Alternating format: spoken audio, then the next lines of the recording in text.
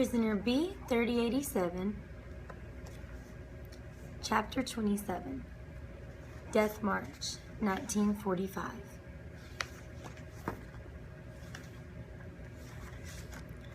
From Gross Rosen we were to be moved again, this time to a camp called Dachau, and once more we would walk.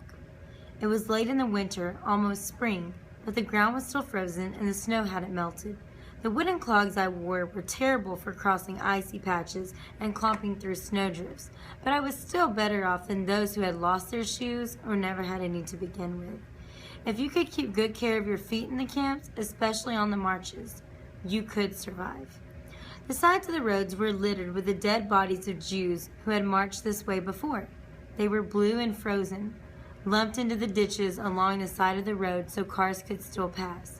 The bodies were a constant reminder to us to keep up the pace. As we walked past the frozen corpses, I wondered who else used this road. Someone else had to, surely. Someone besides the German army. Who were these people who passed the bodies of dead Jews in the ditches every day on their way into town and work? How could they not see what was happening? How could they be all right with this? Along the way, we passed through villages and suburbs. Little houses lined the roads. Houses with painted shutters and wreaths on the doors. Electric lights lit the windows, and inside we could sometimes see a family sitting down to listen to the radio together, or washing dishes in the kitchen. Every now and then from a doorway hung a Nazi flag, bright red with a black swastika in a white circle. It was warning enough that we should keep our heads down and stay quiet as we passed through. The route from Gross Rosen to Dachau, north of Munich, took us through Czechoslovakia and back into Germany again. Czechoslovakia was still held by Germany. It had been one of the first countries to fall at the start of the war. But the homes we passed now were Czech, not German.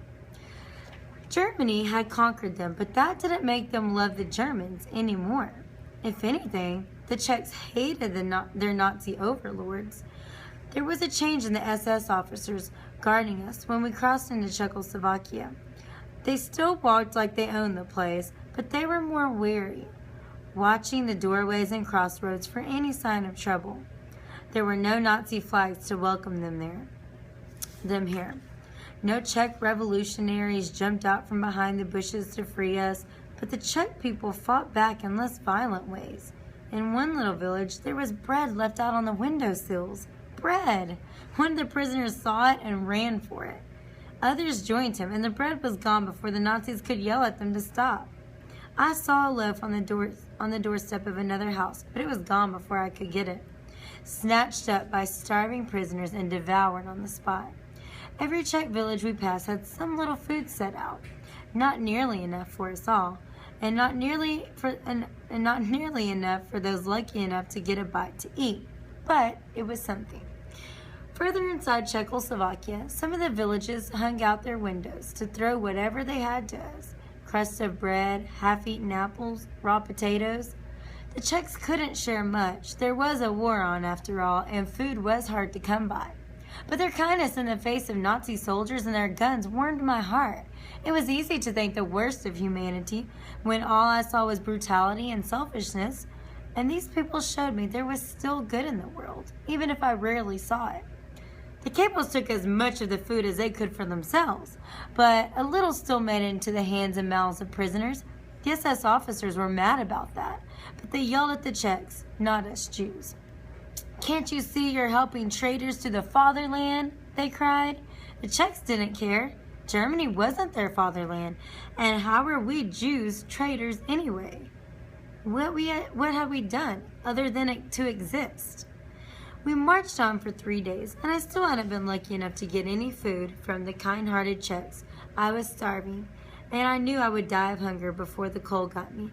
I was already struggling to keep ahead of the prisoners at the back of the column. Any further back, and I would end up one of the frozen Jews on the roadside with a bullet in my hand. There was a capo in front of me with 4 big loaves of Czech bread slung over his back in a sackcloth. I stared at the bread as I walked, imagining having such a feast. 4 loaves? That bread would go bad before the capo ever ate all 4 loaves. The capos were healthier and better fed than the rest of us, but they were still not fed as well as the Nazis. He couldn't possibly eat that much and not get sick. What if I could talk him into giving me some? Not every capo was a monster. I summoned what little strength I had left and moved up closer to the capo. I couldn't speak to him now, here, on the road. There were too many other capos around. But maybe if I stayed close to him, made him see me as a real person, the way the Czech saw us, maybe when I asked him tonight for bread, he would take pity on me and give me some of his hoard. I sidled up alongside the capo, but when I saw his face, I gasped. It was Moonface. Moonface, the capo who had beaten me whenever he could at Bergen-Belsen. Somehow he'd been transferred to Gross Rosen, and now he was marching south with us to Dachau. Moonface turned and would have seen me, but I quickly backed away. What terrible luck! I wanted to cry again. So much bread, so much more bread than one person needed, and it was Moonface who held it all. Moonface would never give it to me, or to anyone else. He was too cruel. But as I trudged along, I couldn't help staring at that sack of bread. If I didn't get food by the end of the day, I would die. I knew it. My arms shook on their own, and the green spiky leaves and toxic red berries of hollows growing alongside the road started to look appetizing. I'd be eating poisonous fruit and bark by nightfall if I didn't get some of that bread. I marched up beside Moonface again, my hunger making me brave. What could Moonface do to me that hunger and the cold weren't already doing? I walked right alongside him until he looked down and saw me. I smiled at him, tried to make him remember me, not as a boy he used to punch in the face, but as one of his best workers at Bergen-Belsen. Moonface frowned at me like he was trying to remember who I was, then ignored me. I did everything I could to get his attention short of talking to him. I crossed back and forth in front of him. I walked right beside him on the left and right, matching him step for step. When he walked faster, I walked faster, even though my feet were sore and frozen and my legs were so weak they wanted to quit. I wouldn't let them, not yet. That night we stopped in a field. I watched where Moonface went away from the other capos. Maybe he didn't want to share with them either. Moonface opened his sack and pulled out one of his loaves of bread, and I inched closer. I glanced around to make sure none of the other capos were watching. If they saw me, if they heard what I was about to ask, Moonface would beat me to death. He would have to save face. But Moonface had sat far enough away from the other capos that they didn't notice me. The only people around were the mute living skeletons, my fellow prisoners. I moved close enough to stand over Moonface, and he looked at me with his scarred, pitted, round face.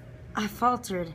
This was a face I had often avoided so often at Bergen-Belsen. This was a face I had fled to Gross Rosen to avoid. Moonface would beat me senseless for what I wanted to ask him. But what choice did I have? I cleared my throat and spoke for the first time in days. Do you remember me? I croaked.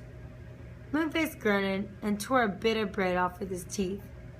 If you remember me, I said, my voice cracking, then you know I'm a good worker. The other prisoners on the ground around us looked up at me with wide eyes. They must have been thinking the same thing I had, that Moonface would kill me just for talking to him. I pushed on before my courage left me. I want to work, but I won't make it on the march another day if I don't get some bread. I haven't eaten in 3 days, and I was hoping you could give me some. Moonface stared at me, his mouth slowly chewing on the bread like a cow working its cud. I would like to be able to work, I told him, but I can't work without food.